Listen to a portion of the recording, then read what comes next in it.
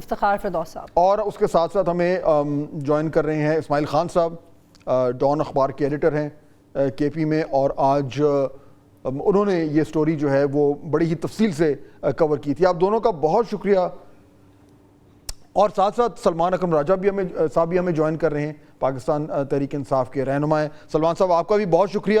یہ جو میں اگر اسماعیل صاحب سے شروع کروں، اسماعیل صاحب یہ سٹوری آپ نے آج بڑی تفصیل سے کی ہے، تو یہ کیا مروت صاحب کا گلہ ٹھیک ہے؟ یہ ان کے پیچھے خاموشی سے یہ ایک کیا کودتا ہو گیا ان کے خلاف؟ یہ ہوا کیا ہے ماجرا؟ دیکھیں، آپ کو یاد ہوگا فات کے 20 اپریل کو گوہر صاحب نے خود ایک میڈیا ٹاک کی، تو انہوں نے کہا تھا اس میں کہ شوکت مروت صاحب جو ہیں ان کو انہوں نے وہ کر دیا چیئرمین پبلک اکاؤنٹس کمیٹی کا. تو اب اس کے بعد سے تو خاموشی تھی. اچانک پھر یہ ہوا کہ پرسوں میرے خیال میں فرائیڈے کو ان کی میٹنگ ہوئی. اس کے بعد پھر یہ سارا سلسلہ شروع ہوا. اس کے بعد پھر میں نے مروت کو کال کی، اس سے میں نے بات کی. پھر اس کے بعد میں نے عمر ایوب صاحب سے رابطہ کیا. انہوں نے جو ہے تو رؤوف حسن صاحب کو کہا، انہوں نے پھر مجھے کال کی.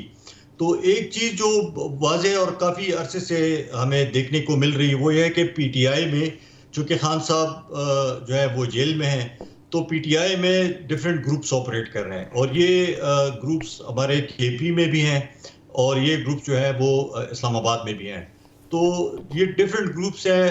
دے are all vying for influence, for power. ایک ٹگ آف وار چل رہی ہے پی ٹی آئی میں انفارچونیٹلی، کیونکہ خان صاحب ہے نہیں، اور ہر گروپ جو ہے وہ انفلوئنس کرتا ہے خان صاحب کو. جا کے ایک گروپ ملتا ہے، ان سے فیصلہ لیتا ہے، پھر دوسرا گروپ جاتا ہے، پھر ان سے وہ دوسرا فیصلہ لے لیتے ہیں. اسماعیل صاحب اس معاملے میں مروت صاحب کے معاملے میں وہ دو گروپس کون سے ہیں؟ وہ کون سا گروپ ہے جو مروت صاحب کا مخالف ہے اور جس نے ان کو اب ایک بار پھر اس دور سے باہر کر دیا؟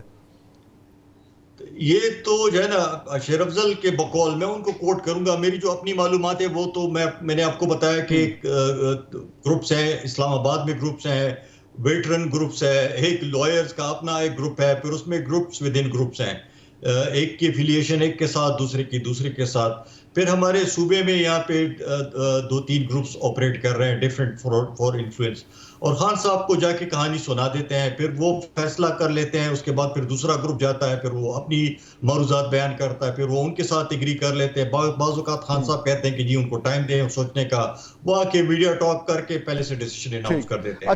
تو بقول شیر افضل مروت کے وہ تو کہتے ہیں کہ یہ پی ٹی آئی اسٹیبلشمنٹ، اور اس کو وہ عمر ایوب صاحب کو اور شبلی فراز کو، تو انہوں نے مجھے جب میری بات ہوئی ان سے، تو انہوں نے بائی نیم ان دونوں کا نام لیا. انہوں نے کہا کہ یہ پی ٹی آئی اسٹیبلشمنٹ ہے پی ٹی آئی کے اندر.